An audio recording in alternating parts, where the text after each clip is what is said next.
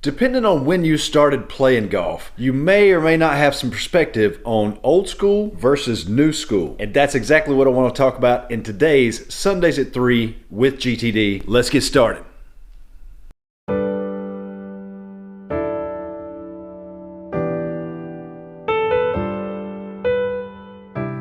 Hey everybody, and welcome back to another episode of Sundays at 3 with GTD. And today I'm talking about old school versus new school. Now, if you've just taken up the game recently in the last few years, let's say the last 5 years, give or take, then you really don't have old school yet that you can compare to the new school. But for anybody who's been playing golf for, let's say, 15, 20, 40, 50 years, you definitely have some perspective on the old way of thinking and some of the new ways of thinking and some of the new technology. I want to go over something that has definitely been affected by recent technologies, and that is how we actually hit draws and fades and where the ball position is and some of the old school thoughts and the way of thinking versus what we now know. So let's dive right in. All right, there's a lot of people that know about going to Home Depot or Lowe's and buying the alignment sticks that are really cheap, and they use those sort of orange fluorescent driveway markers that are really cheap instead of the expensive alignment rods that you can use. And I never use alignment rods. I don't use alignment sticks on the range. I'm not saying they don't have value,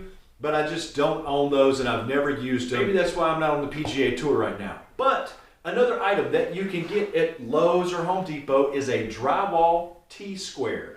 Now, what's great about these is that they form a perfect 90-degree angle. They make a perfect T with two 90-degree angles built right in. So if you want to check ball position, if you want to check alignment, if you want to see your target line, or if you want to see your foot line or whatever, these could be used very well to help you to do just that. Today what I'm going to be comparing is when I started golf over 20 years ago, what used to be considered the ball position to hit draws and fades and shape your shots in different ways versus now what Sean Clement teaches in his Wisdom in Golf approach, which is also what some other teachers are saying as well. And that's all down to the technology and what it's revealed to us from using all of the high-speed cameras and all of the GC quad type technology. And it's vastly different. Things have changed. So let's start with old school. Now look, you want to talk old school? Check out the shirt, Quint Shark Fishing. Anybody, down in the comments below, who is Quint? Why is this shirt considered old school? All right, so using the Drywall Tsquare right here, I'm just going to kind of spread my feet out a little bit in sort of a normal stance that a lot of us might have. This is basically shoulder width apart, maybe a little bit wider than shoulders. This is my natural position, and I've got the T-square lined up dead between my heels right here, and the ball is dead in the middle, lined up with that. So I know now for 100% fact that golf ball is dead in the middle of my heels. I've got the same distance between my toes and the inside of the top of the T-square. Again, this is just a great little tool, and I don't think they're that expensive. I bought this one years ago because I've been doing home improvement and construction now for a long time, so I can't really say how much these cost. Actually, I can with the magic of Google. I'll put it up on screen right now. But basically, I've got the ball kind of in the middle of my stance. Now, old school thinking when I started playing golf was that if you wanted to hit a draw, I moved the ball a little bit forward. Now, how much you move it forward, give or take, it varied from person to person. But when I was starting out and I was still, in my first couple of years of playing golf before all the technology came out that showed us differently, if you wanted to hit a draw, you played the ball forward. And the reason being that as you came through and your club was open and then the face was square up at basically the middle or at impact, and then after that the toe would start to close over. So your hands would do this rolling over, and as they rolled over more, that would be more of a draw shot. So it only stood to reason that if you played the ball more forward, you would catch the golf ball later in your swing and the toe would be turned over and the face would be shut a little bit more. So Jack Nicklaus used to talk about, and not just Jack Nicklaus, but a lot of the old school golfers used to talk about if you play a draw, you would drop your right foot back. Ben Hogan talked about that, Lee Trevino talked about that, Jack Nicklaus talked about that. But if I kept the ball in the middle, there was also a thought that if I just drop my right foot back, now the ball is actually, it looks like it's more on my front foot. But that's only because I turned everything else, like the entire unit. But if you square up like this and you just drop the right foot back and you leave the shoulders in the same place, then from that you can still hit a draw because you're coming more from the inside. But in coming more from the inside, I would want to play the ball forward just a little bit more so that I could catch it more when the toe has turned over and started to face more left. Now conversely, for a fade, you'd play it back in your stance a little bit. And again, the reason being that as you came in and the hands were turning over and squared up, you catch it a little sooner and the face of the club is open just a little bit.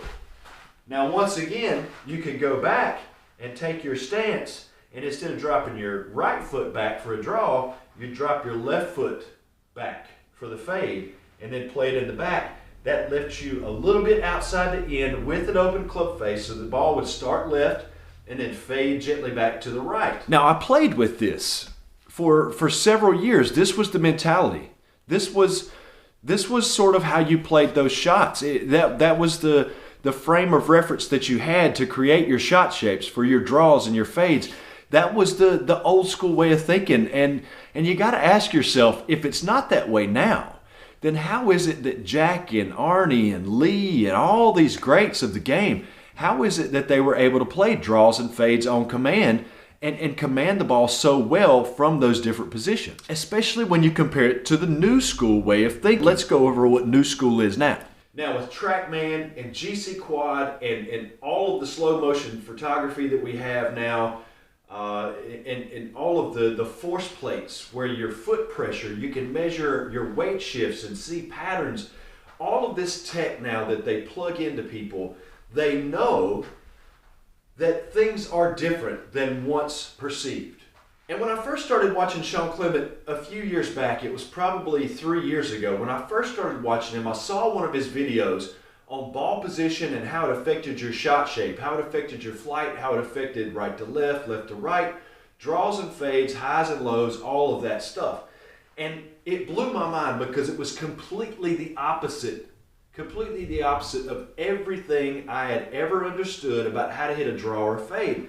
And it went something like this. To hit a draw, you would actually play the ball back of center just a little bit. Now, instead of thinking about the club face, he says to play a draw, you actually set up in the middle with a square club face, and then you just turn the club and set it behind the ball, which now I have a further back ball position. And from there, when you swing, your swing has this curve around your body, so it's laid off. You know, it comes to the inside, and then it comes back to the inside on the other side of your body. So what you're doing in putting the ball back is that you're catching it sooner, giving you more of an in to out path. And then conversely, if you wanted to play a fade, you would actually play the ball a little bit forward of center. And again, you would set up in the middle and then you would turn over to it like this and set the club in, so that as you came from the inside and you delivered the club head, now you were going to catch the ball a little bit later as the club itself was traveling more toward the inside, that more out to in swing path. So what we used to think, or at least what I used to think the way that I learned it, was that your club face would be more open back here, and then your club face would be more closed up front. And that was dealing with the face position. But the face position, from my understanding now, and from what I can gather from all the technology that they have, the face controls most of the ball's starting line. But then the curvature comes from the golf club's face and how it relates to the golf club's path. Now, I'm no expert on this at all. I hope I'm getting this right, but I believe that they say that most of your starting line comes from where the club face is aiming. So if the club face is a little bit more closed, then it's just going to start left. But if you catch it at different places in your swing path, then that juxtaposed against your club face position and the differences between those, whether it be a positive or a negative, that difference between those then determines the curvature or the spin, the side spin on the golf ball, meaning fade spin or draw spin. Now, all of this is just a little bit over my head, and I don't pretend to be an expert on it at all, but what I got from it when I started watching his videos was I had it backwards. Actually, to hit a draw, I needed to play the ball backwards. Before, I thought I needed to play the ball back to hit a fade. And to hit a fade, I actually need to have the golf ball a little bit forward, whereas I used to use that to hit a draw. Well, TrackMan and GC Quad and all of this tech has shown us so many different things and changed our perceptions about weight shift, about positions, about swing paths, about your angle of attack and your spin rates. They're really responsible for the longer drivers and the way they're building drivers and clubs now by trying to get the spin down and get your trajectory, your starting trajectory correct, and then even the angle of descent. They fit you for that now, how steep or how shallow the ball is actually going to come in the last little bit of its flight and land and hit the earth. There's so many of these things now that they can measure and see that we didn't have access to in the past when I started. And so it's totally changed golf. It's totally changed golf as a whole. It's changed the way they build clubs. It's changed the way that teachers teach. It's changed all of that. So with this T-square now, I'm just kind of demonstrating all of those different positions and how I used to set up. And in Ben Hogan's 5 Lessons book, he actually played his left foot. Every golf ball was played pretty much left chest. And then if you were playing a shorter iron, you would have your right foot closer in. And then you would gradually start stepping your foot more out to where you got into a wider stance. And there's a diagram of that in his book. And actually, you're standing more square the shorter the club is, but now there's also a measuring tool on this T-square, which is why it makes it such a great tool. And right now my toe is at 14 inches. And Ben Hogan, as he said to step that foot out, he would also step the foot back, whereas now my toe is more like 17 inches, and that would be more of his driver setup, right? And you can see that diagram. I'll throw it up on the screen right now, but this is out of his book, 5 Lessons, The Modern Fundamentals of Golf. But again, as you would take the foot back, you would be playing more of a draw. As you would drop the left foot back, you'd play more of a fade. And really all that did is just changed how your body was basically aligned in relation to the target. Now I'm aimed more left, and now I'm aimed more right. But the ball position is really what I found just to be mind-blowing. So down in the comments below, feel free, leave me some ideas about some of the differences between old school as you remember it and what you remember from those days and new school now. What sort of things have changed, and put those together. And just let me know some other things that you think would be a really good contrast between what used to be followed as the gospel and now what we know to be completely different. I appreciate you guys watching. I'll see you in the next video. Peace.